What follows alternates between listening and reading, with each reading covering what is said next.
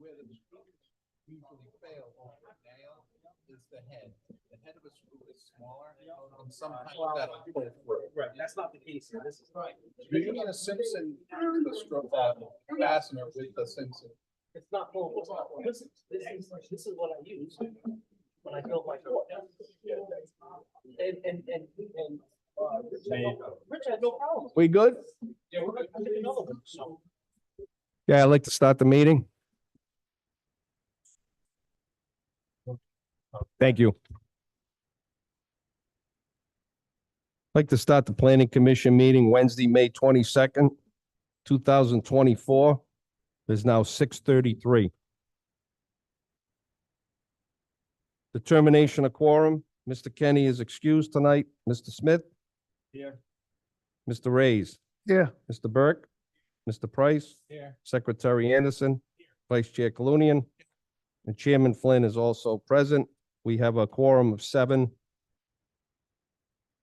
And emergency evacuation plan. Doors you came in, left to right. And please stand for the Pledge of Allegiance.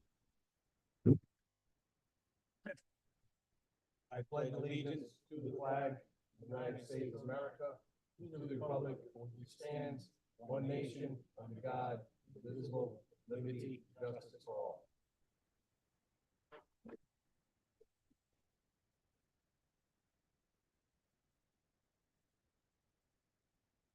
Okay, approval of minutes, 5.1, November 6, 2023, special joint meeting minutes.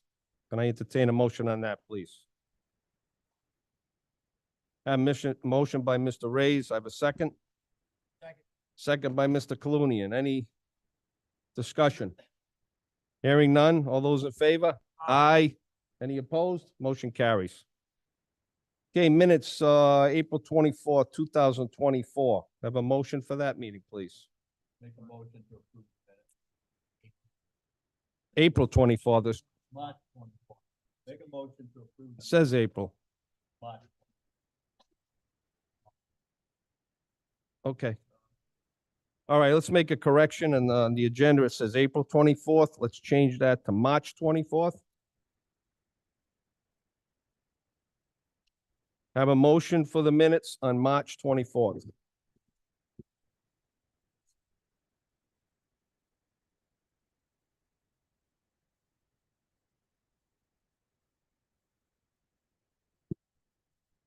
Excuse the error. The agenda is correct, and it's Okay. the minutes document that actually should reflect the date of April 24th. So, yeah, but you know, hey, we can all remember at least one. I month got it back, right, and even though. Yeah, you got it right. And I guess I would ask for an amendment to the minutes document to change the date of that document. Okay, I'll ask for an amendment to the minutes document. So it states April 24th instead of March. Amend the minutes, that were posted from March 24th to April 24th. Okay, I have a motion for that. Do I have a second? I have a second by Mr. Reyes. All those in favor? Aye. Any opposed? Motion carries. Do I need another motion, Mr. Solicitor, to approve the minutes? Okay, thank you. Okay, we have number 6, bond reduction. Cedar Creek, Phase 2. Owner applicant, ASCO Group and Company, AP 318 Lot 172, Zone RR2. Provident Place, Hill Farm Road. Bond reduction approved, recorded phases and approved 4-lot minor subdivision with street creation. The retention balance of $18,373.40. Is that correct, Mr. Cronin? Name and address for the record, please. Thomas Cronin, Nolan Bernero, Cronin Fraud, 1070 Main Street. For the owner and applicant, we're in agreement with the bond as presented. Any discussion? Yeah, I'll entertain a motion for the bond reduction. Make a Go- motion for. Go ahead, Rick. Hold on 1 minute. Okay, we're good. I am gonna, go ahead. Make a Okay. motion. We have a motion? Make a motion for the bond reduction as presented to Cedar Creek Phase 2. Okay, I have a motion by Mr. Smith. Do I have a second? Second with discussion. Second by Mr. Colunian. just a clarification, because the amount retained 10% on the engineer's worksheet says $18,373.43. And the agenda item is 1873.40 as you read. However, I think the 40 cents might be correct. There's some rounding errors in there. I just don't know which it is we're gonna retain. It's 3 cents. All right. Well, I can't donate anything to the town on behalf of this particular client, but, we'll work it out. It should be 43. We'll work it out next year. It should be $18,373.43, which is 10% of $183,734.25 rounded. I thought it was peculiar that the reduction and the balance were identical, the numbers. So they're off a few cents, but we're good with the 18,373.43 Okay, so we have a motion, we have a second. Can we amend those, please? To the new figure of 18,373.43. I'd like to amend my motion on Cedar Creek for the bond reduction, 18,373.4. I have a motion. I Second, have a second with the amendment. second to that, yep. Any other discussion? Hearing none. All those in favor? Aye. Any opposed? Hearing none. Motion carries. Thank you, Mr. you. Kalian. I'll tell him we saved 3 cents. We got 3 extra. Yeah. Tom, I'll throw a nickel in for you. Okay, next on the agenda, 7.1, Unified Development Review, Public Hearing. A Mukau Solar Preliminary Plan, Major Land Development with Dimensional Variance, owners NARYA LLC Lot 21.7 and Mukau LLC Lot 28. Applicant EDPR NA Distribution Generation LLC, AP 304 lots 27.1, 28, Zone RR5, Rural Residential, and the address is 2,446 Victory Highway. Is there anybody here representing the applicant? Name and address, please. Good evening, Mr. Chairman. For the record, my name is Kelly Morris Salvatore. I'm an attorney with offices in Providence, and I represent the applicant. Okay, if I can just jump in, this is our first Unified Development Review. Mhm. For the board members, we will be acting as zoning and planning. We will need 2 motions if in fact it gets that far. Thank you. Go ahead. Thank you, Mr. Chairman. So again, I am here representing EDPR, who is the applicant. This is property located at AP 304 Lot 28 on Victory Highway. The zoning district, as you said, Mr. Chairman, is RR5. The lot width is 1,210 feet approximately. The lot depth is approximately 3,200 feet. We are here tonight for preliminary plan stage. You've already approved master plan. In fact, I remember seeing some of you out there before master plan stage on a site walk back in, I think, the fall of 2022, I think. In any event, master plan was approved in April of 2023, and it was recorded on June 5th, 2023. Then you provided a favorable recommendation to the zoning board. At that time, all special use permits and variances went to the zoning board.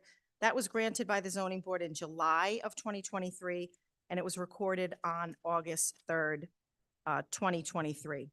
So I think most of you, if not all of you, have seen this project before. We're here to talk about the technical site design matters. We've taken a lot of time specifically with the fire department to make sure that they were comfortable with access. Tonight with me, I have a representative from EDPR who's just going to talk for 30 seconds, a minute, just to put a face with the name of the applicant, tell you a little bit about her company. And then we have a professional engineer from TRC Engineering who will talk about the site design, and also a senior ecologist at TRC Engineering who will kind of fill in with any kind of environmental wetlands type issues. So with that, I'm going to ask Nika Goldstein from EDPR to give a very brief, we want to respect your time, but If I just. can jump in for 1 second, I have a Absolutely. question for my staff. Yep. We have a reversal on the staff report, owner applicant, applicants and owner are reversed. Thank you for that. And so acknowledging that, the staff report, which isn't a binding document, but for The all agenda is those correct. listening in or hearing in, the staff report, the owner and the applicant should be reversed. Thank you. Thanks for catching that, Rick. Thank you for catching that. Hello, everyone. My name is Nika Goldstein. As Kelly previewed, I work at EDPR. EDPR is the developer of this project. A little about the company. EDPR NADG is the distributed generation business unit of EDP Renewables North America, who's the fourth largest renewable energy developer in the US. And actually globally, we're headquartered in Portugal, the big company.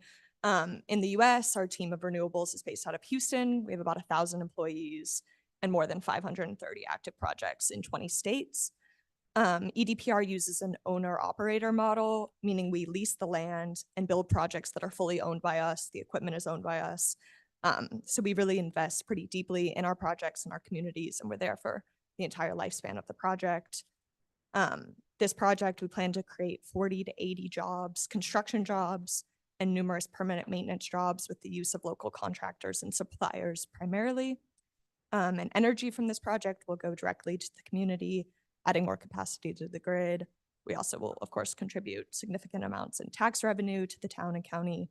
So if you think of it like this, the money we pay in taxes goes to the school district, for example, but we don't send any children to the school to use up that revenue. So we're really in the business of adding power and revenue into this community and really are investing. I'm available to answer any questions about our company and practices, and I have information packages that talk about the tech we use, how we treat our land, our construction process, and numerous other things. So please ask me anything afterwards. Thank you. I just have a quick question.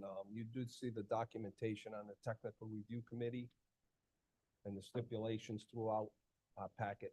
If Yes. you're fine with all those, then that's all the questions I have. Wonderful. Thank Does anybody else on the board have any questions for the applicant? Go ahead, Mr. Smith. Yep, my name is Charles Smith. Do you have an interconnect agreement? We do. It's all in place and. It ready is to go? signed and active, correct? Yeah, okay, I saw that. I just want to make sure that that's there because I've heard that they've kind of maxed out on Victory Highway as far as capacity. Yes, we have a signed interconnection agreement from a number of years ago. I think it's from 2022. Or an amendment is from, They're adding a huge solar array Mm. just south of you on 102. And that's way ahead of this project. So, Okay. Yeah, okay. yes, we do. Thank you. Thank you. Thank you. Go ahead. Go ahead, Brett. I have some, I think, quick questions. So how long do you typically lease the property for? What's the lifespan? Is it a 30-year? Is it a 30-year lease or is it longer? It's 25 years with an optional extension of 2 optional extensions of 5 years each. And do you have, what's your decommissioning process when you're ready to leave? Is that money escrowed up front or anything like that? Yeah, we'll post a bond with the minimum amount required by the state or potentially more, whatever is negotiated. And we post a decommissioning bond in advance, correct? Okay, thank you. Thank you. Thanks, John. Anybody else have any questions for the applicant? Okay, I'm gonna open up public hearing. If you want to continue your Well, we want- presentation. We'd like to present. Okay. And just in Sorry. follow-up to the decommissioning, I believe that's a condition of approval that we will work with the solicitor and the public works director on the amount of the decommissioning bond. So that will be taken care of. I don't think we've established the exact amount. I think we presented a proposal. Yeah, I see that in the. Yes. paper. So, Through the chair, just as a point of order, Yes. it should be noted that on this particular project, the second condition of approval is we're advising that this come back to the commission for final plan. And that's mostly as a vehicle to consider the final bond plan. Bonding on these types of things is a little different, than we typically do for a public roadway. There's a plan that comes with it. They needed a little more time to get that straight. So you'll have an opportunity to see the project again with a focus on the bonding elements. And, Thank you. yeah, we're agreeable to that. We usually have to get the bond approved by the planning board anyway, so. Okay. Our first witness is Aaron Ting. Again, he's a professional engineer. Mr. Chairman, do you qualify witnesses as experts? No. Okay. I'd like him to just present his Yes, education. excuse me, I solicitor. I think in the case of a unified development plan, where the board's gonna be sitting as a Good point, zoning yeah. board, zoning board practice usually is to swear in witnesses. So I think, I don't know, I think my suggestion is I would do that when you're dealing with unified. First time for me. And also, good point, Mr. Igliosi. Zoning boards also qualify experts as witnesses. I'm sorry, witnesses as experts. So I would ask in this case that I be able to attempt to qualify Mr. Ting as an expert. Does he have a resume with him? I was just gonna have him orally communicate his resume. No problem. And through the chair, this is a point, you swearing in a witness is a must. Accepting as an expert, that's your discretion. Okay. If you wish, you can just ask for the qualifications to be noted on the record. That's really, this board hasn't had a culture of accepting experts, but honestly, the qualifications will stand. I'm sure they've got well-qualified people. So I don't have an issue with it, but it's up to you if you wish to accept them as a vote, as an expert, or if you just wish to say their qualifications will stand on the record. Okay. Name and address, please. Aaron Ting, TRC, East Providence, Rhode Island. I am a, Yes. You want to do that? Go ahead.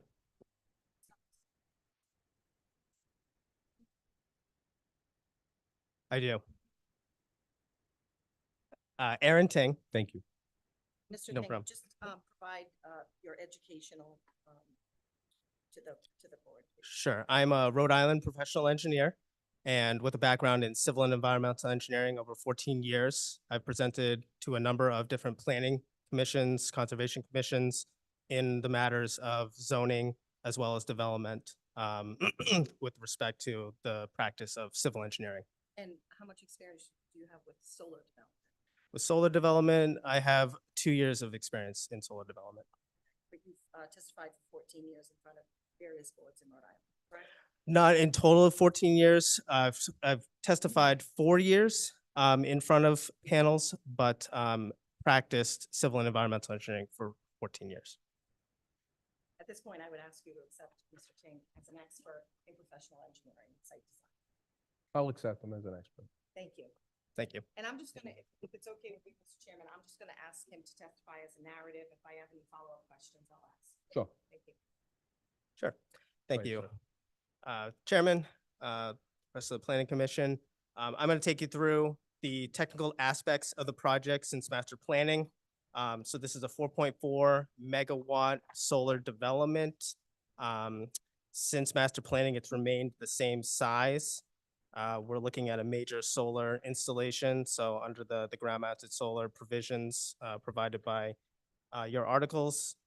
We're looking, since master planning, the point of focus has been really to limit and minimize the impacts to the site in itself. There are, and I don't know if many of you are familiar with where the site is located, but it is constrained by a number of wetland complexes. It's got a number of different environmental constraints on it. So we've been working with the planning commission. I was gonna say, if we could bring up the whole site here, you can see it up on the screen. So it's 116 acres site combined. It's 2 lots that are going to be combined as one once we go through final approval. We are only disturbing 15, almost 16 acres of that, and of that disturbance, only about 9.8 acres is being actually disturbed where we're clear cutting and grubbing the trees. The remaining portion, we're actually leaving the tree stumps, the topsoil in place to minimize, again, ground impacts and any sort of ground cover changes with this development. And then after the development, we're actually going to be restoring areas that we do disturb with either native grasses and or wetland, sort of wetland seed mixes and the like. As I said before, it is a very tight site. There is a residence on the property currently that'll be demolished as the project unfolds. The roadway itself is set off of Victory Highway, so we already set the development back. So from the public roadway, it is not visible. It winds its way through, as you can see.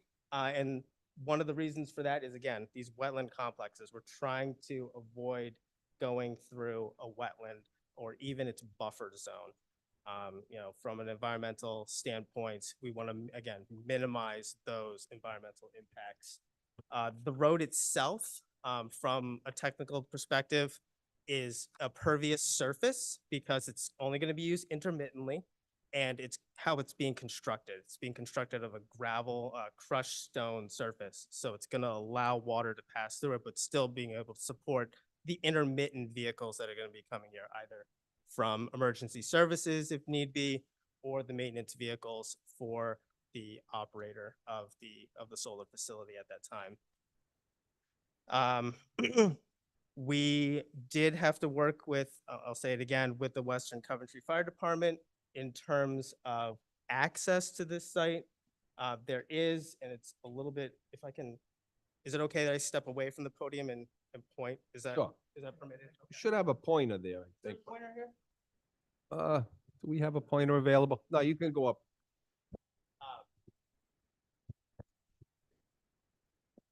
Yeah, don't touch it. That's Dominic. Over, yeah, along this area of the access road,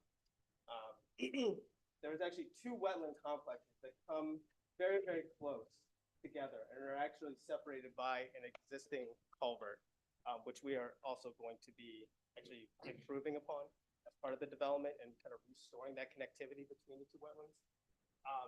At that point, if we set the road at what the fire department requires under their code, which would be 20 feet wide to allow 2 fire trucks to pass a two-way street, so to speak, then we would be impacting a greater portion of wetland. So we worked with the Western Coventry Fire Department. We still made it. We had it pinching down to 15 feet and still allowing fire trucks to pass safely through there, and still giving them access to it with the minimization of, again, that environmental impact.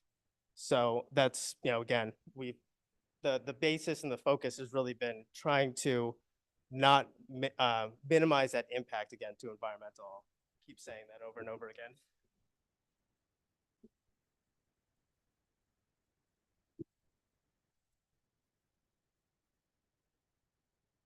The other portion I'll say, so from again, the portions that we are impacting, we want to be mindful of our environmental impacts. So stormwater management, big issue in the Northeast.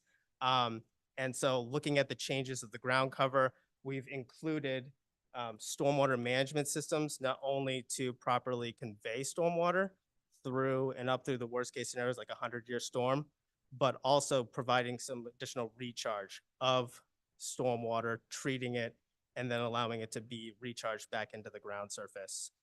And the last thing I will talk about is, again, where this solar development is placed. It is set back from Victory Highway, so again, not visible from the public viewship, from that public roadway. We also took a look at, because as you are, you understand, we are asking for zoning dimensional relief. We are going to be encroaching upon that 85-foot side yard setback. However, we looked at, from a viewership, what would it look like from the northern abutter? There is a portion of the site through master planning that actually was devoid of any vegetation. And through master planning, we were required to augment that area. The rest of the 40-foot vegetative buffer that is required under a major solar development installation is heavily wooded. But this area, we are gonna supplement with additional additional vegetation. So we actually did a rendering of 5 years after we did our plantings. What could somebody see from 85 feet into their property? So from this northern abutter to this area that we were supplementing with vegetation. And as you could see, you have no visualization of the solar panels themselves. So effectively, this is going to, from somebody on the ground level, is going to not permit them to see the development from their property.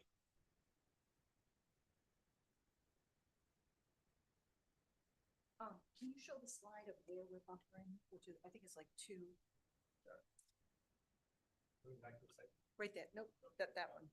So I think that's where right? That's where we're buffering. Supplementing. Correct. Supplement. Mhm. And that was established at master plan during your review. I'd also like you to address the cistern that the fire department required. Right. Yes, thank you for bringing that up. So as part, oh, I'm sorry. As part of I think it was one of the TRC meetings, April TRC meeting that we had, there was a comment made by the Western Coventry Fire Department. One was to allow them to have access through the solar array system. So we've included a roadway through with a hammerhead to allow them to turn around. That gives them more accessibility to the solar array system if they needed to rescue somebody or, fight a fire on the other side of the solar array system. As well as there's not a lot of water availability within the public, the public right of way. So as part of the development, they requested and asked that we include a 10,000 gallon cistern. And so we are going to be installing one on the front side. It actually is, as the cursor is spinning there, on the within the front setback, so that it can have access for the fire department, not only for this development, but for fighting fires within the region, within the area. And Mr. Chairman, again, that would be an agreement that would be developed in conjunction with the Western Coventry Fire District, as well as the solicitor, planning director. The idea is that the placement should be decided at the time of construction. They'd like to see it as close to the entrance as possible. So we really need to wait until that happens, but we're happy to agree to that as a condition of approval. Okay. So at this point, I just want to ask Mr. Ting the questions for the standards of relief. So in terms of the dimensional variance, is the hardship from which the applicant seeks relief due to the unique characteristics of the subject land or structure and not to the general characteristics of the surrounding area, including what you testified to as wetlands, the requirement of the fire department after master plan to add that access road in the middle of the solar array, and obviously moving it up because we do have so many wetlands. Yes, so it is to the unique characteristics of our site that because of the constraints of the wetlands, and again, for public safety purposes of the development and how the fire department and district needs to operate, this is why we need to seek relief in terms of the zoning variance. And that hardship that we need for this variance is not the result of the prior action of the applicant. For example, they did not create the wetlands, they did not ask for the fire access road, correct? That is correct. And that the granting of the requested variance will not alter the general character of the surrounding area or impair the intent or purpose of the zoning ordinance or the comprehensive plan upon which the ordinance is based. I'm just going to focus on the staff report that does agree that it is consistent with the comprehensive plan. The special use permit provides the now by right development with the special use permit of the 4.4 megawatt solar array. And could you just speak to the northern part and the visual with the buffer? Sure. So as part of the special regulations for ground mounted solar, major solar installations, the buffer includes a 40-foot vegetative buffer, and that's what we are held to. So as part of, again, master planning, it was commented on that as part of that 40-foot vegetative buffer, there was an area devoid of vegetation, the dense, where we're in a area of dense, heavy woods. And so as part of the request, as part of that approval for the master plan, we were going to supplement that area with vegetation. We have in our plan set a landscaping plan, which includes plantings, not only just shrubs, but also large trees, evergreen trees, so year-round visual, a visual barrier at that point in time. And Aaron, when was that visual scene done? When was that taken? Our visual assessment that we showed earlier, so that was during no leaf cover. So during March, as you could see in the photos. So that is really your worst case scenario, where there is no leaf cover at all on those trees, and still you can't pick out a solar panel within in that photo. The other thing I want to add, Mr. Chairman, is just that the property to the north is also zoned residential 5, which, as you know, requires 5 acres for a single dwelling unit. And that's, there's not many uses that are allowed by right there, but single-family homes are. I would suspect the way the property is situated, that a road would come in and you'd have rear yards, which are required to be 150 feet. So when you look at that 150-foot setback, along with the additional 62 feet that we're providing, that is, I think, 212 feet between structures, solar panels, and building. Even if it was a side yard setback, you still have 147 feet between structure and building. So I just wanted to note that for the record. And I'll just say, and I don't know if I mentioned it, but the visual assessment was from 85 feet into, so that's not even, to your point, 140 feet, that's 85 feet, and you still can't see any solar panels. You mean 62? No. From the So property line. So we walked 85 feet into the Oh. abutters property. And then finally, Mr. Chairman, in granting a dimensional variance, the applicant must show that the hardship suffered by the owner, if the dimensional variance is not granted, amounts to more than a mere inconvenience, meaning that the relief sought is minimal to a reasonable enjoyment of the permitted use to which the property is proposed to be devoted. I would state that based on everything that Mr. Ting testified to, as well as the recognition that the northern property owner would need to have either an 85-foot side yard setback or a 150-foot rear yard setback, it's really minimal impact, and it would clearly be more than a mere inconvenience, as you approved a 4.4 megawatt solar field. And then, with preliminary plan investigation, we found the wetlands that had to push it up a little bit, along with that fire access through the middle. And then I think, Mr. Chairman, the required findings, you made most of the required findings for the actual approval of the development during master plan. But just quickly, the proposed development is consistent with the comprehensive community plan, again, addressed in the master plan decision. The proposed development is in compliance with the standards and provisions of the municipality zoning ordinance. Again, we got the special use permit, and we're asking you for that minor additional dimensional variance. There will be no significant negative environmental impacts. Mr. Ting has testified to that, and you also made that finding at master plan. The next one doesn't apply because it's not a subdivision. And then access, you made that finding at master plan. There's clearly access both to the street as well as through the development for the fire department. And with that, unless, Jack, do you have anything to add? And if you have any specific questions on engineering that either Aaron or Jack can speak to, we'd be happy to If answer. I can ask one question, what is the difference between when you had the approval from zoning for what you're asking us So. for relief now? Right, good question. So when we went to zoning, we only thought we needed a special use permit because we complied with the dimensional setback. But once we did the engineering and we found these wetlands weren't exactly, because that's what you do at preliminary, they weren't exactly where we thought they were, it kind of pushed them up slightly. And again, normally we would have that input from the fire department at master plan. We didn't have that. So adding that, 20-foot road, we're asking for 23.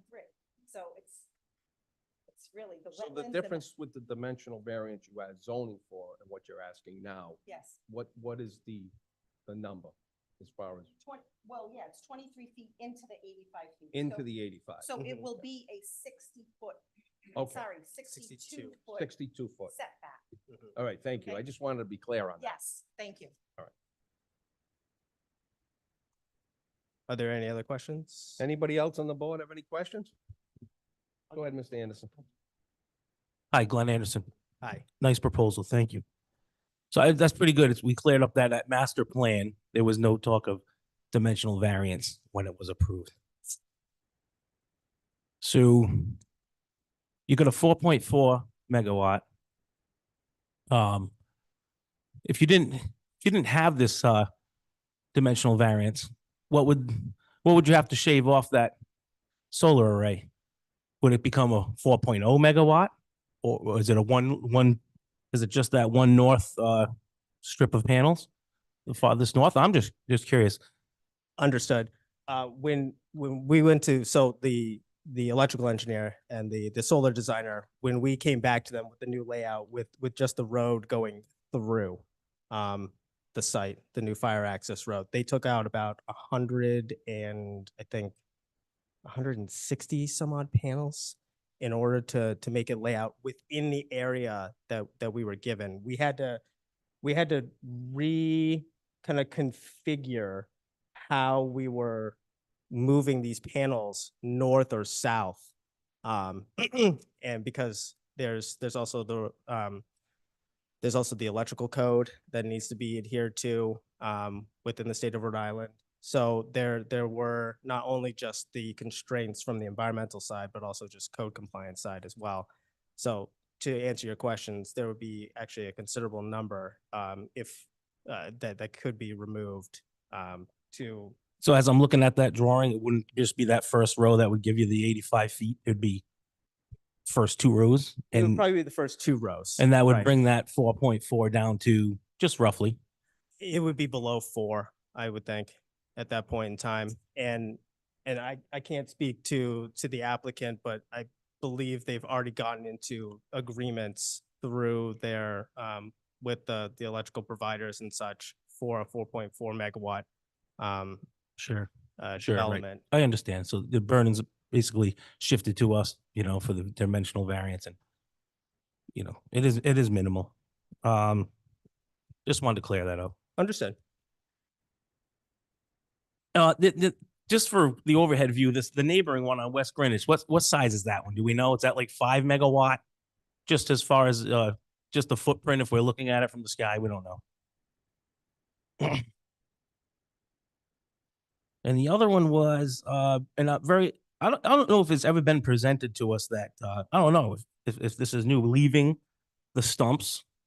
So every tree that of the 15 acres, 13 acres that we clear, those tree stumps will be left. Like if there's 30 trees, you're going to have 30 stumps. So Is that how I understood it? underneath where the solar Yep. arrays are Yeah, going, not the road, no, right. that'll be cleared, the access road, they'll be cleared Right. and grubbed. But outside of that, between the arrays and the fence line, we're gonna just leave the stump in all right. place. You got my juices flowing there, leaving stumps. That's how you're going to work around all that. All right. So yeah, so you're just talking the shade line, so to speak, I guess. Correct. All right. That's all I have. Thanks for your time. Mr. Smith?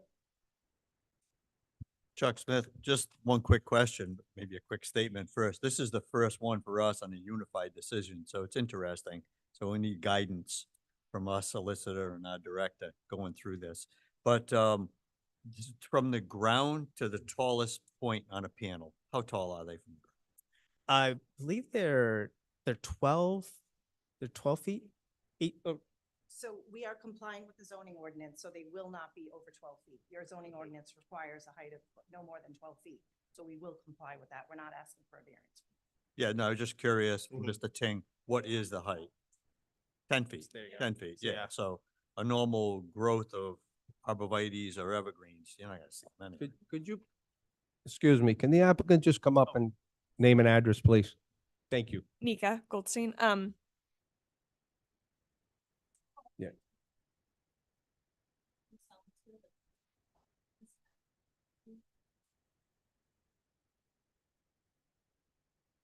Yes, I do. Nika Goldstein. Thank you. Thank you. At a company-wide average, they average 10 feet with the common panels we use. Mr. Flynn, that answered my question. Thank you. Thank you. Anybody else? Rick? Just a couple things. We indicated there'll be a final plan that comes back to the planning board. That's when we'll talk about the decommissioning and the bond. At that point, will we have the cistern location? I don't believe so. The fire department specifically requested that that be addressed at the time we construct the access. That's the fire, Okay. we'd be No, happy to do it. I but- just wanted to know, so that'll Yes. just be a stipulation. Correct. And you said agreement, but I'm assuming it'll be some type of an easement, right event. So we need to know a little bit more from the fire department, exactly what they want. So for example, the public works director was asking for decommissioning of the cistern, which we're happy to do, but if the fire department wants to keep it there, we don't need the decommissioning portion. That's something we're gonna work out and we'll bring back to you. But Okay. I mean, my understanding is the fire department really wants that water there. Yeah, for- I'm just not for going to us. speak for the board. Yeah, You're right. I yeah. would prefer the permanent Agree. easement. Right. And then if something comes along for Yep. redevelopment, We're happy they to can work. get a release. Absolutely. So, Mhm. and that benefits the community. Yes. More so than upon decommissioning, it goes away and they gotta go find another location. So I Agreed. appreciate that remark. Mhm. Just one more thing, and I was going to ask the same question that Mr. Anderson asked. I want to drill down a little more because from this plan, it looked like it's just that first row of solar panels that if it was not, at least from this plan, that falls within the 85-foot buffer. And that is I'll say it's at least the shortest row on the north side. So I am trying to gauge, what does that mean for the output and any prior agreements? I think we kind of need to get a handle on that. Because that So- is really the crux of the hardship. It's not supposed to be for monetary gain. It is not it's not primarily for, actually, that was taken out of the statute. The whole financial gain Okay. is not a standard anymore, so Okay. that's not something, and again, I respect the fact that this is your first application with a dimensional variance, which is frankly a pretty low standard. The standard that I would pay most attention to is that it's more than a mere inconvenience. This board approved a 4.4 megawatt. It's not, all of the standards that we went through, we didn't create this hardship. It's a result of wetlands. So that minor adjustment of 23 feet, we think, it is more than a mere inconvenience. So that's what we're looking at, and we respectfully ask your approval on that dimensional variance. I respect your answer, but I'm Mhm. still trying to figure out, is it gonna go from 4.4 to 4.2 or 4.3? And then what are the ramifications to the applicant I- if that row was eliminated? So In other words, how is it a mere inconvenience? I understand everything that you said. I Yes. don't disagree with Yep. any of it. I just kind of want to drill down Can we into ask that. the applicant to come up and answer Yeah, the question? well, somewhat of a legal question, so Yep, I'm okay. happy to have the applicant answer, but you're looking at a property that's how many acres? Oh, acres, and we're taking 15 of them. So imagine this solar development as small as frankly we want it to be. I think you were probably on the board. The prior applicant proposed the solar development to be up towards the street. So we've moved it Mhm. back. Now we've moved it, we've made it smaller. Now we're just asking for 23 feet. That is clearly, in my opinion, as, from a legal standpoint, more than a mere inconvenience. I'm happy to have Nika answer any questions, but Yeah. I'm not sure if that's relevant respectfully. I understand what you're saying, but we need that variance in order to place that facility that you approved at master plan in the section without affecting wetlands. So I'm happy to have Nika respond. And if I can jump in, Yeah. we're not really looking at the acreage, we're looking at the relief, because that's what you're asking for. So that's why Rick, Yep. and that's why the board wants to hear, well, what would happen if you knocked off that one row? And I know we're not engineers, we're not professionals when it comes to that. We don't know what it will cost and Right. how the project will be affected, but I think the answer from the applicant would be helpful. And I don't disagree. I just would ask you to focus on the standard, which is more than a mere inconvenience. That's not much. So asking if it goes from 4.0 to 4.4 to 4.0, that's more than a mere inconvenience.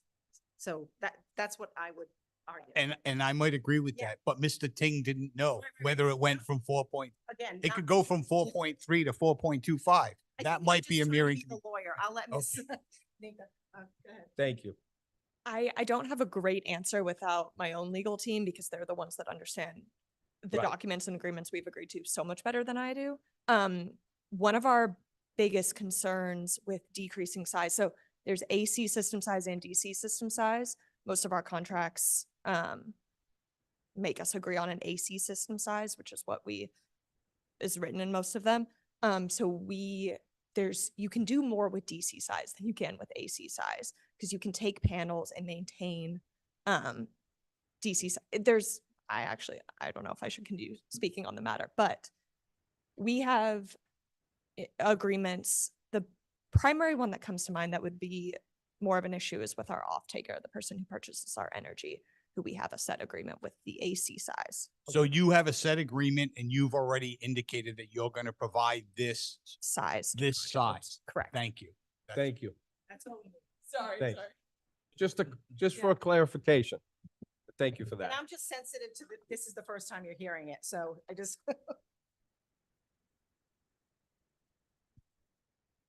Okay, anybody else want to, your presentation? Like to respond to any other comments by others? Does the board have any other comments before I open up public hearing? Okay, I'll entertain a motion to open up public hearing. Charles Smith, I'll make a motion, we open public hearing. I have a motion to open public hearing. Do I have a second? I'll second it. Second by Mr. Reyes. All those in favor? Aye. Okay, public hearing is now open. If anybody wants to come up, state your name and address. Come on. Good evening. Good evening. My name for the record is Timothy Behan, professional engineer with the firm Commonwealth Engineers and Consultants, Inc., Providence, Rhode Island. I'd like to get accepted as a expert witness, as an engineer, and also relating to solar projects. Give you a brief history. I graduated URI in 1988 with a bachelor's degree. I have a master's degree in 1992 from URI in civil engineering. And I've been working as a civil engineer since then. I am partners in Commonwealth Engineers, a 20-plus employee engineer company in Providence. I have specifically worked on at least 5 solar projects in Rhode Island, 2 being in West Greenwich, 1 being 9.8 in size. I can't remember the other ones, but there's 2 in West Greenwich, 1 off Hopkins Hill Road, if you saw that go in. There's 1 off Bates Trail near the transfer station. I don't believe that started construction. I did 1 over in Warren, over by the Kickamuit River. That one has been constructed. And there's another facility down in Exeter, Rhode Island, off South County Trail, behind the Exeter Mall, if anybody's familiar with that. and also one down in Richmond off Shannock Road. Overall, the project looks good. First of all, I represent That was my question. Universal Realty. Oh, yes. Okay. Do I gotta? You want to get sworn in as a professional? Sure.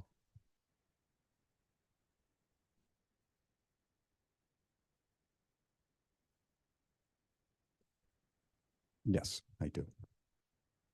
Timothy Behan, Behan. Okay. And I do represent Universal Realty LLC, and Mr. Rudy Prakashanti is in the audience as well, who is the member of the LLC.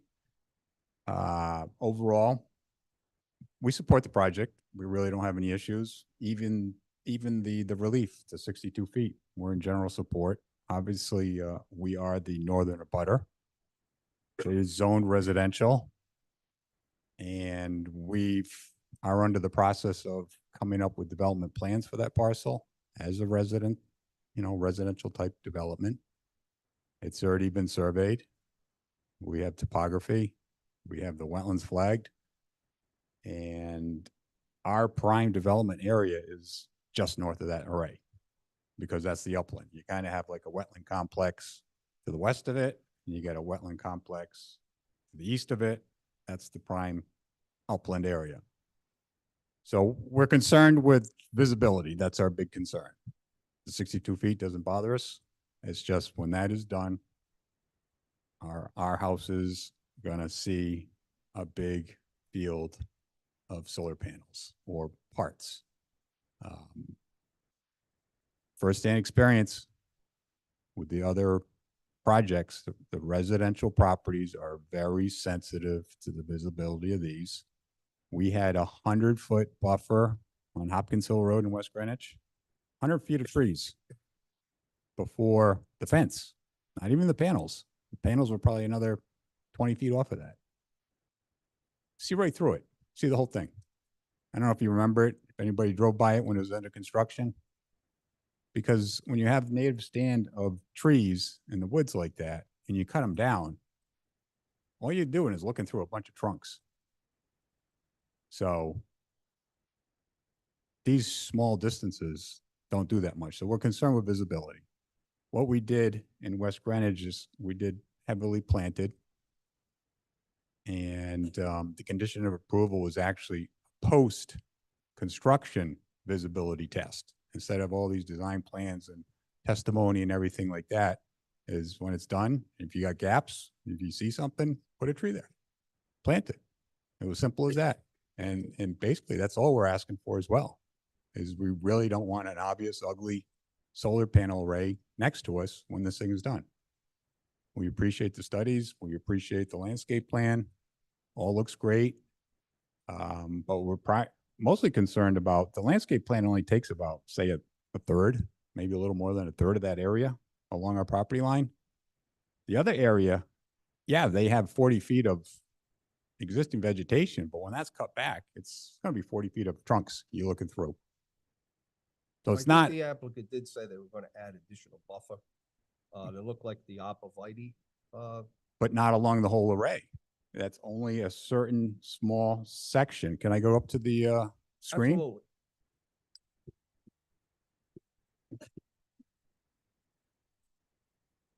Okay. As you can see, we're up here. Universal Realty. This is the whole length of the array you're looking at. And the vegetated buffer is right in here.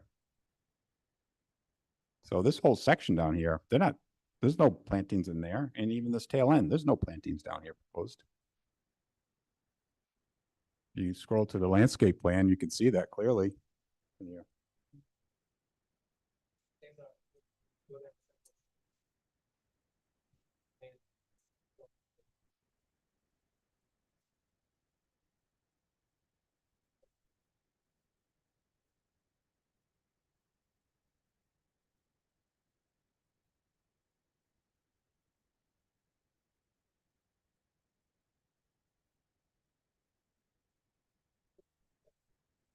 See? Yeah, well, this shows it pretty clear. This is where they're planting.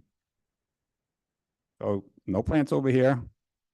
No plants over here. So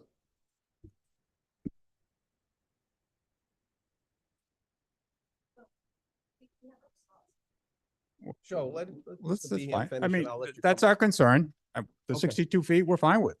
We don't have a problem with the 62. Do you want it added buffer? Or we just want the assurance when this is done that there's not going to be any obvious ugly holes that we can see it. And one other fact is our land continues to go up a little bit from theirs. The elevation? And you got a 2-story building from the second floor, looking down at a slightly higher elevation. It's hard to, Well, that's it. It's hard to I'm looking design. at something that's not. It's there, hard so- to design for all those little angles and distances where our houses will ultimately be too, but we just need some sort of insurance that it's not going to be ugly when it's done. Okay, I think we can have, You know, you can come up and, Before, Right. yeah, And there's just one other minor thing too. if As we it- could address it as it comes to. I have a question. I've been in front of this board many times and I know how everybody likes to have a second means of egress. We're going to have a development with the same thing. We're winding through a wetland to get back there. We're going to have a long cul-de-sac. They have a long cul-de-sac. And we have an opportunity now to put an emergency breakaway gate to the property line where we can connect, put a gate right on the property line, give the key to the fire marshal.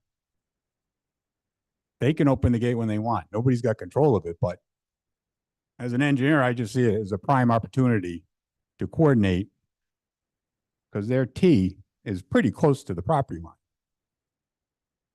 All that has to do is extend to the property line, and now you got a complete loop. Both projects would have 2 means of egress. Crushed stone, doesn't have to be fancy or anything. So those are our 2 comments. Just sensitive to visibility when it's done. And does the town want 2 means of egress for the projects? That's all. Okay, hold on. Anybody from the board have any questions for Mr. Behan? Rick? I do and I realize you probably at the very preliminary stage. How many acres is your client's property? We're at 70 next to us. And how many homes did you foresee?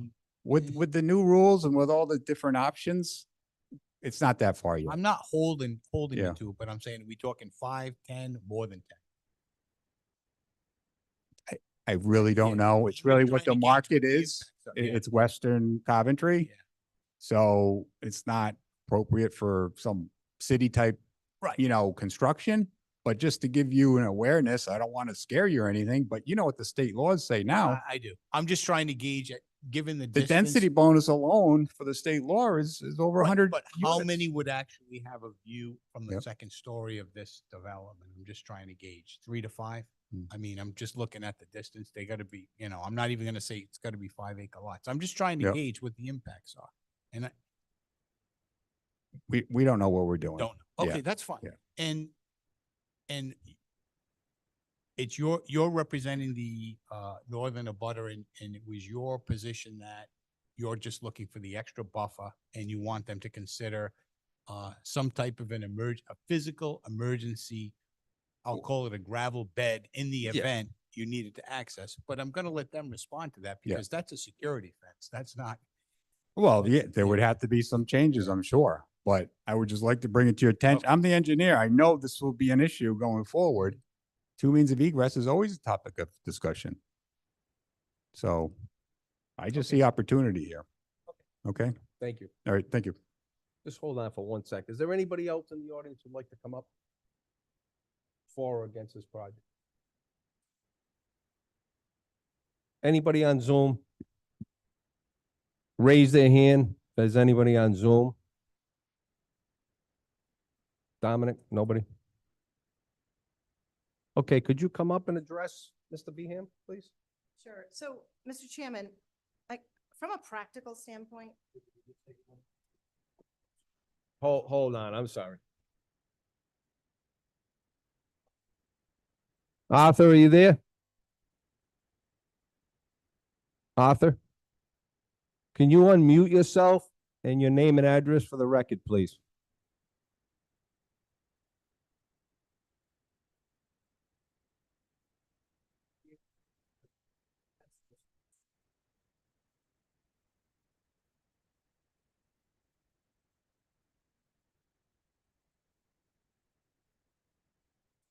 Arthur, could you unmute yourself, please?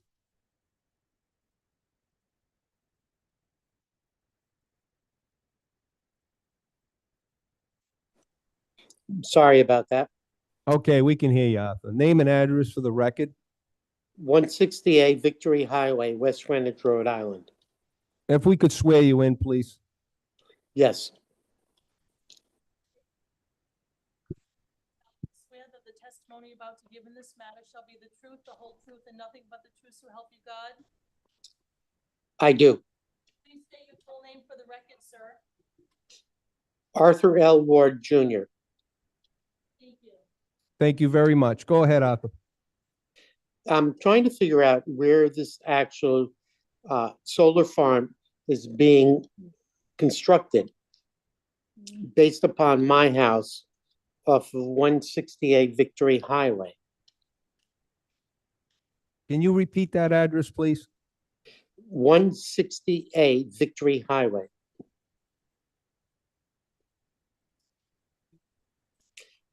I tried to do a Did you Zoom. receive notice, Arthur, on this project? I did. You did. What's the assessed plat lot? We can look at the, you must have the, you don't have it. Do you know the assessed plot so we can do a search to see where your location is? I don't have that right now. Go ahead, Doc. I didn't realize I needed that. That's all right, Arthur. This is Doug McLean. I'm just trying to figure out how this solar project is going to affect my property at 168 Victory Highway. I tried to do a Google search on the address where it's going to be, but I came up with, I couldn't find anything where it shows that is with my property.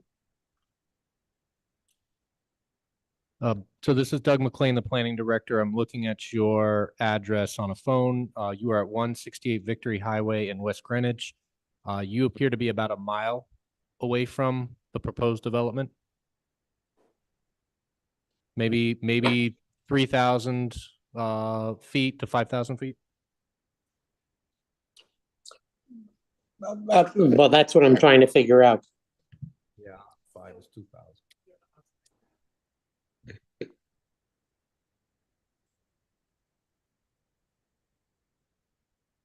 Arthur, do you know the other solar development that has occurred at the very edge of the West Greenwich Coventry line?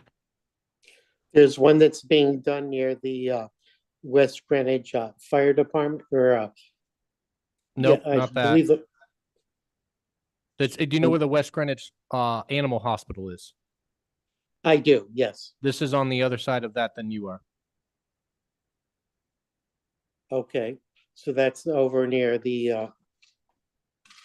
Okay, so I think I know where it is.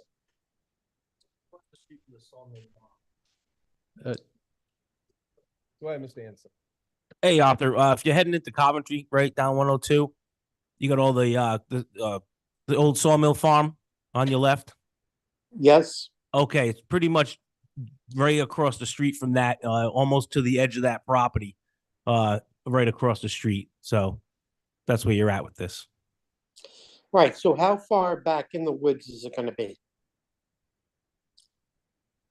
The plans of the applicant show that it is significantly far back from the street, 100 and 1,200 feet from the street.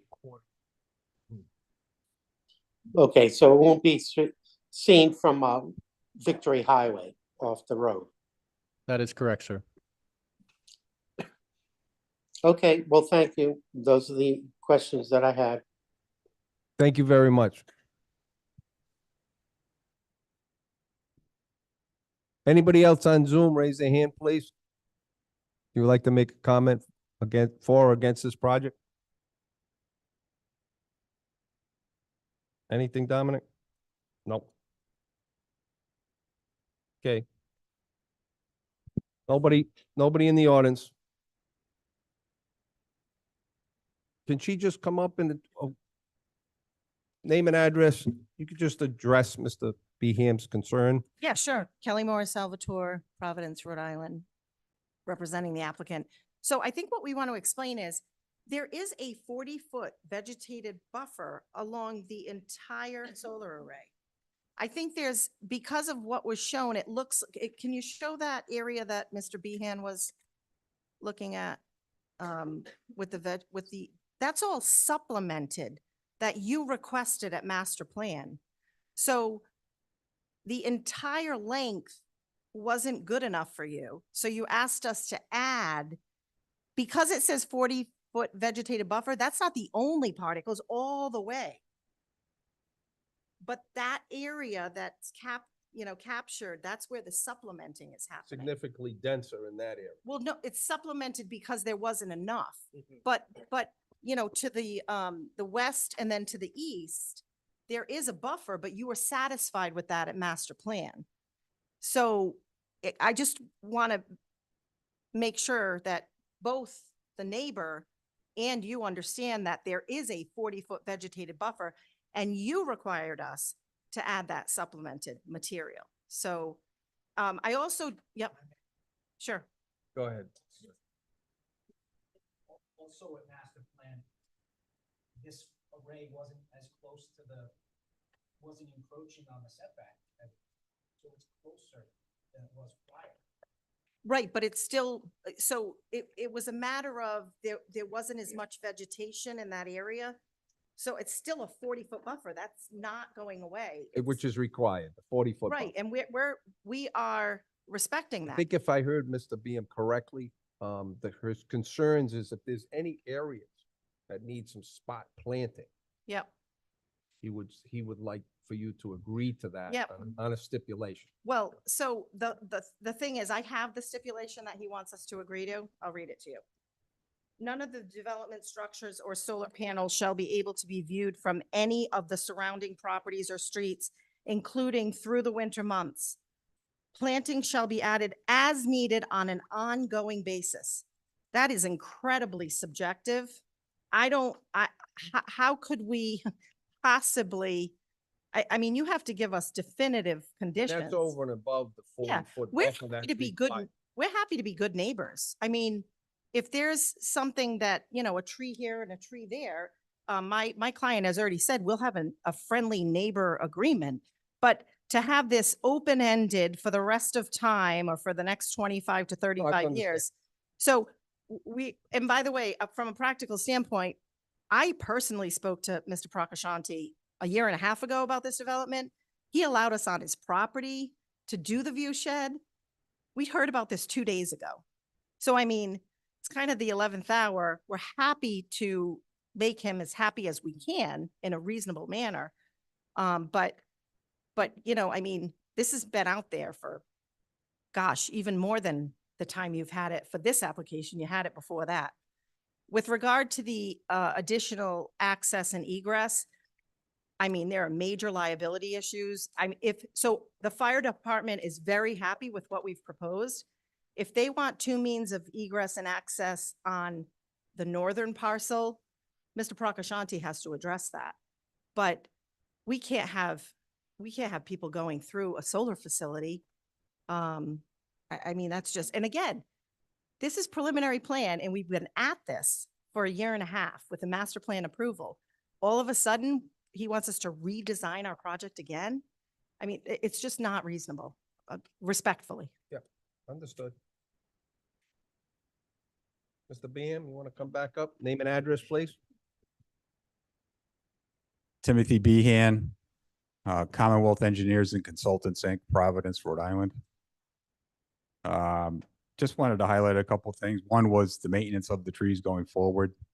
There's a lot of deer out there. If they plant the wrong types of trees, they're going to be eaten up first year. They could die. So some consideration to maintenance of those trees. we recognize there's 40 feet along, 40 feet of existing buffer along those property line. But like we had the issue in West Greenwich is when you cut back a tree line, that these trees have been there for 100 years, you're looking through a bunch of trunks. And there's not a trunk every 5 feet. It's every 20 feet or so. You know, you look right through it. That was a 100-foot buffer of existing trees we kept in West Greenwich before the fence. We only have 40 feet. We saw right through it. I'm sure somebody drove by during construction. You saw right through it. That's our concern because it's really not a vegetated buffer. It's trunks. So there's a difference, which we really don't care. It's just when the project's done, we just don't want eyesores. So if it's thick enough trunks, great. If it's not, let's throw some trees in. And the language that was read was not mine. That's the language from the 2 solar projects from West Greenwich. These are the approvals recorded. I'd like to. Wait some testimony. West Greenwich. Clarify for the record that it's not coming from me. That's the language West Greenwich gave us for those 2 solar projects. Through the chair, I'd just ask if we're going to accept those submissions that we mark them. I believe you just received 2 documents. I haven't seen them yet, but will we accept them as Exhibit 1 and Exhibit 2, please? And would you just read the titles of those documents? Our solicitor, you want to give that to our solicitor? And, see if, Object to those, they're not Coventry documents, they're a different town. I mean. that's why it's in the solicitor's hands. For the record. I just want to clarify, it wasn't coming from me. This is what we had to deal with and it got A approved. bunch of us walked that property, Yeah, so we're okay. pretty familiar with it. Okay.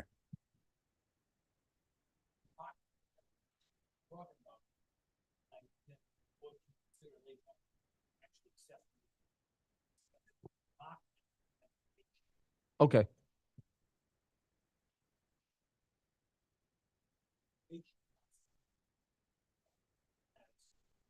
Documents.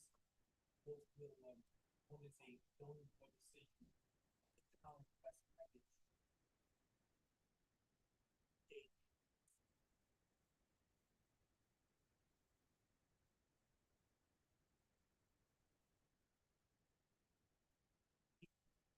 (2019), and the other one is a zoning board decision in the town of West Greenwich, and it is also 3 pages, and it's dated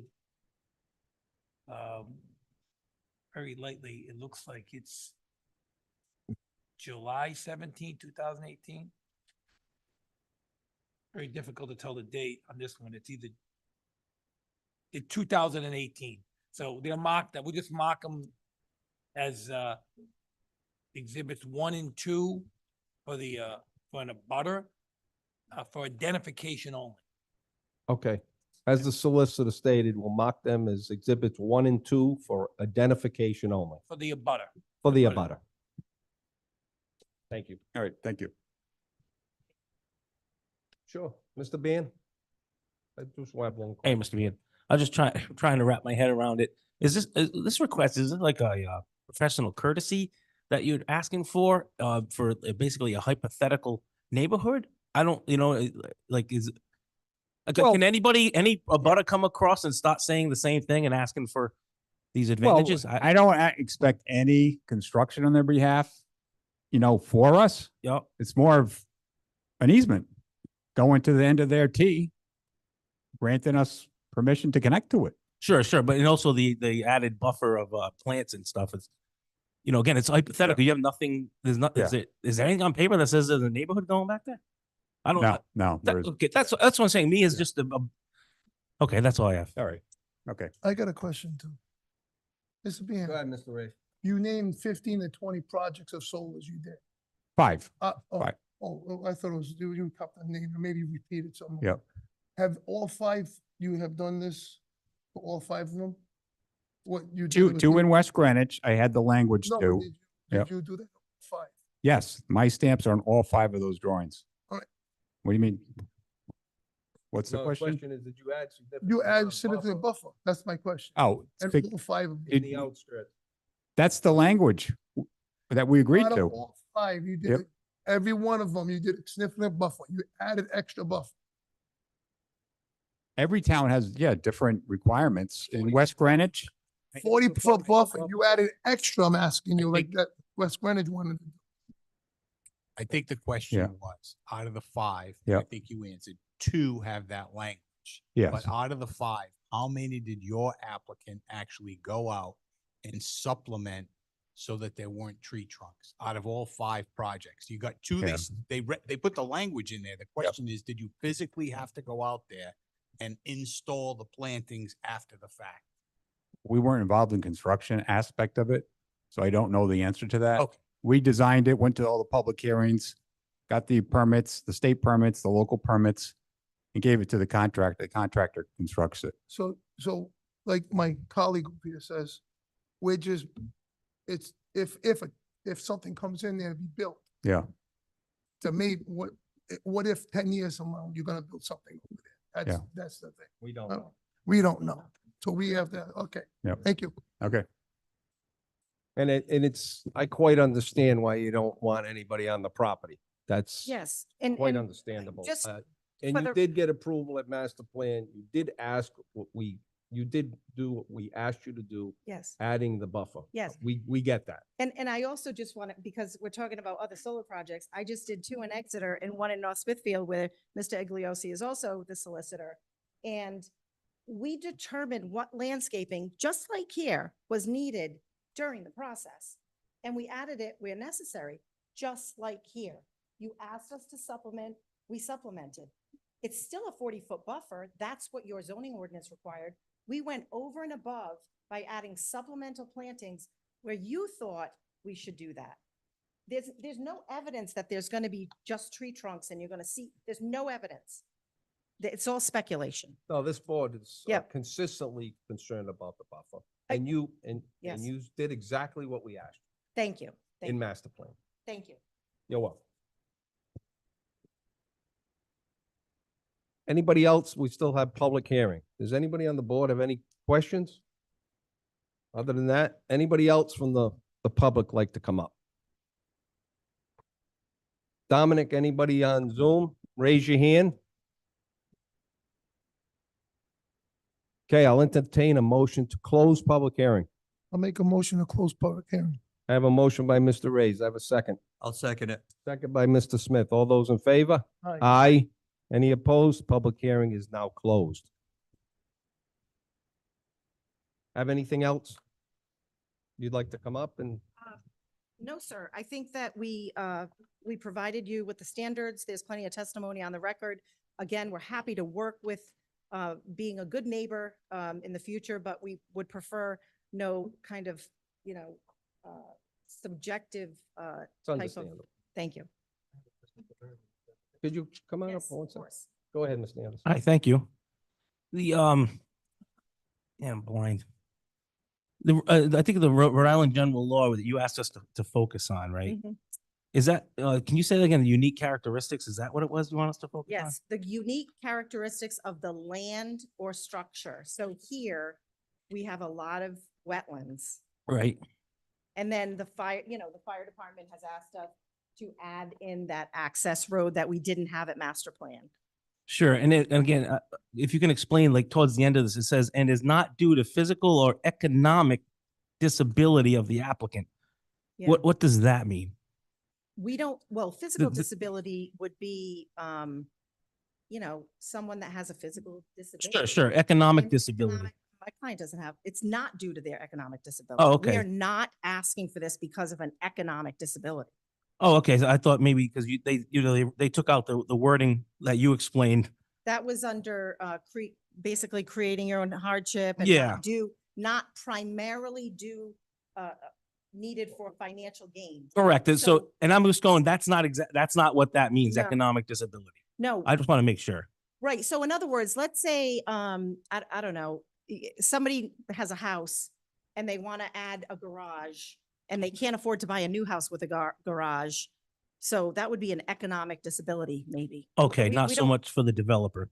Like, I mean, it's not, it's almost irrelevant because there is no economic disability. We're only asking for it Okay. because of the unique character of the property as Sure. discussed with you. Right, so that doesn't play in, the economic disability doesn't play into any It does not profits. play in at all. Okay, Thank you. thank you. Okay, Anybody thanks. else before she?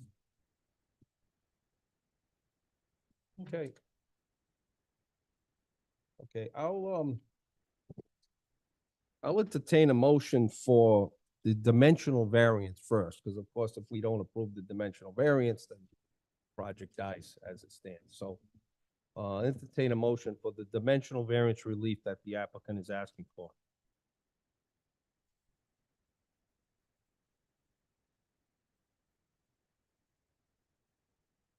Mr. Chairman, I will attempt this because it is the first time we got kind of things are mixed up a little bit here. And through the chair, and feel free, the format in which you could consider, if you do agree with the staff recommendation and the staff findings, you could make the motion as simple as to adopt the staff recommendation as well as the findings. As if you guys have any differences, of course, you're welcome to articulate them and amend as you see fit. Okay. Thank you. Mr. Chairman, I would like to make a motion to grant the requested dimensional variance of, for the development of the, solar installation at 2446 Victory Highway. That would be Assessors Plat 304, lots 27.1 and 28 in the RR5 zone, consisting of approximately 108 acres. The applicant being EDPR NA Distributed Generation LLC, with the property owned by NARYA LLC and Mukau LLC. For the reasons set forth in the findings of fact from the planning director and consistent with the recommendation within the report on page 8. Thank you, Mr. Colonial. The evidence presented on the record by the applicant. And the evidence presented on the record by the applicant. Thank you, Mr. Solicitor. Thank you. Do I have a motion by Mr. Clooney? Do I have a second? I'll second that I motion. have a second by Mr. Smith. Thank you, Mr. Colonian, because I didn't know how to start on that. Any other discussion? Do the next one. Okay, all those in favor? Aye. Any opposed? Motion carries. Okay, now I'm gonna ask for a motion for the major land development. I'll make a favorable motion for the major land development. Again, for Assessors Plat 304, lot 27.1 and 28, lot 28, zone RR5, approximately 108, 109 acres for the solar development. Owner, again, EDPRNA, I'm sorry, owner is NARVA LLC, Ian Mukau, and the developer is EDPR. And that would be, include the staff report with it as recommended. And the conditions for approval. And the conditions so forth. For approval. For approval. Okay, I have a motion by Mr. Smith. I have a second. I'll second. Second by Mr. Reyes. All those in favor? Aye. Any opposed? Motion carries. Thank you. Yep, go ahead.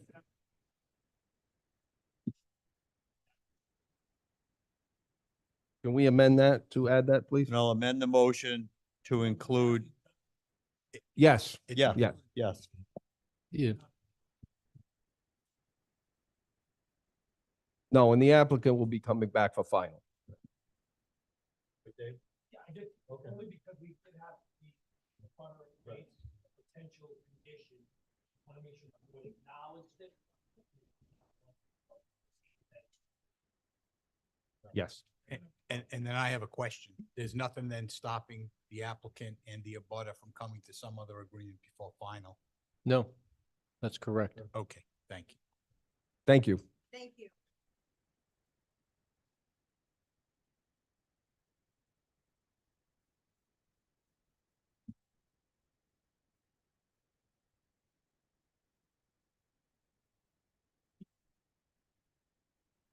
What's that? Yeah,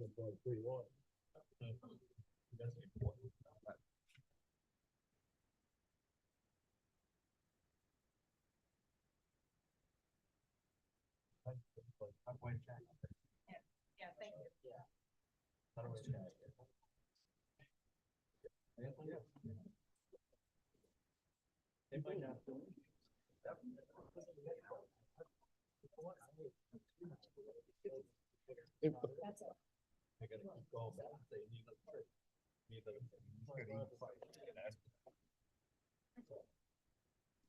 Just let the room clear out, then you're up.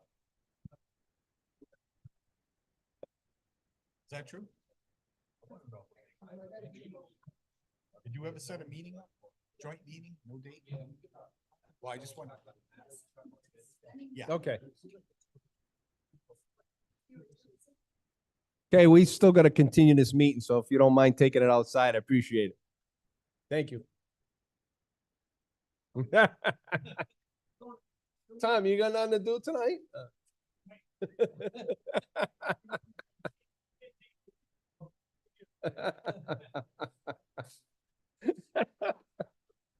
It's on Zoom. It's on Zoom.